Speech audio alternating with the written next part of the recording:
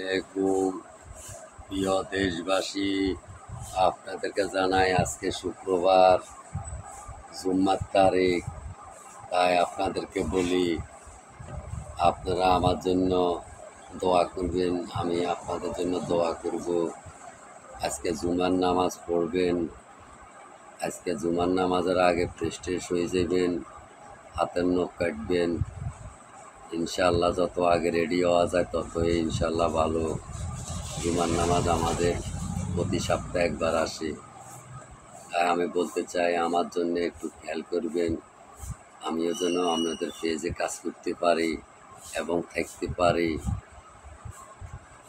আপনারা আমার জন্য দোয়া করবেন, আমিও আপনাদের জন্য দোয়া করব। লাইক, কমেন্ট, শেয়ার আমারে দিবেন, বেশি বেশি করে দিবেন, এদের সামনের দিকে এগিয়ে যেতে পারি, কাজ করতে পারি, সুন্দর সুন্দর কাজ করতে পারি, আনন্দ দিবেন।